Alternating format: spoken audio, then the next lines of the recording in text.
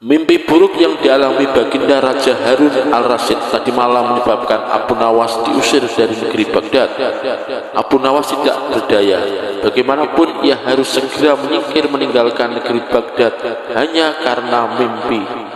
Masih jelas terngiang-ngiang kata-kata baginda Raja di telinga Abu Nawas. Tadi malam aku bermimpi bertemu dengan seorang laki-laki tua. Ia mengenakan jubah putih.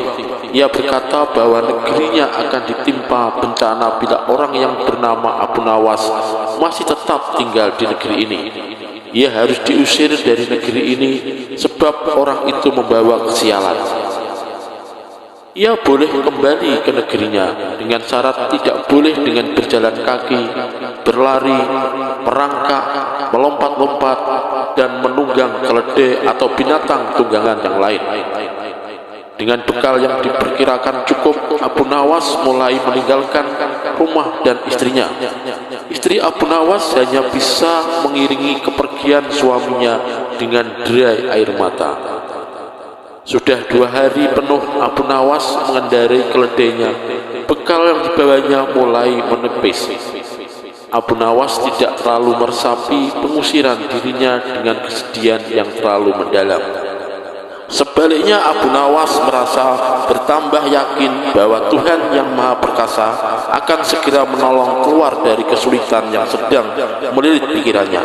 Bukankah tiada seorang teman pun yang lebih baik daripada Allah Subhanahu wa Ta'ala dalam saat-saat seperti ini?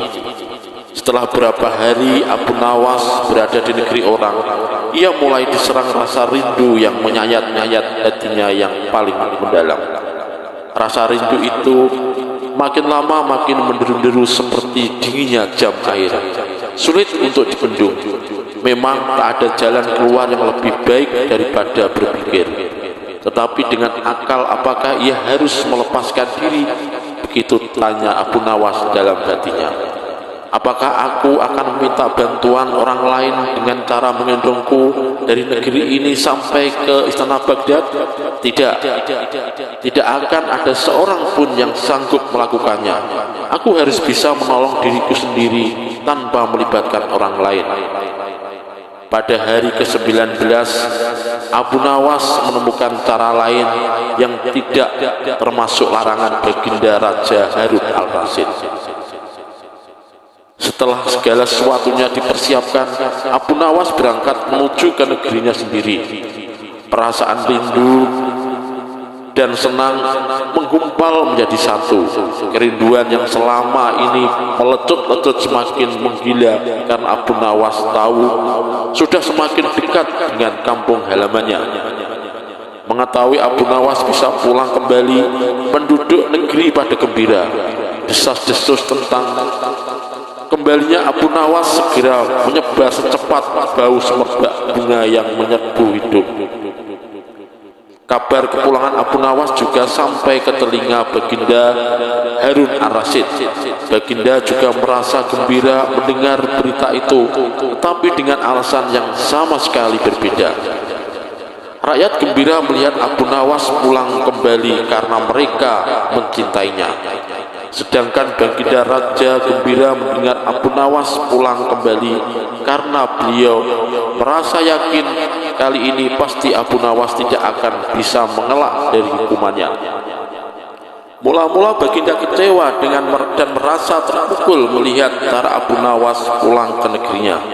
Baginda sama sekali tidak pernah membayangkan kalau Abu Nawas ternyata masih punya 1000 akal untuk mengelabuinya. Abu Nawas memang pulang dengan keledai, tapi ia tidak menaiki keledai itu. Ia malah bergelayut di bawah perut keledai, sehingga Abu Nawas terlepas dari sanksi hukuman yang akan dijatuhkannya. Dengan cara ini, ia tidak melanggar larangan baginda Raja, karena Abu Nawas tidak mengendarai keledai. Baginda yang tadinya marah dan kecewa ini berubah menjadi tertawa terpingkal-pingkal. Sekian, itulah cerita Abu Nawas yang cerdik.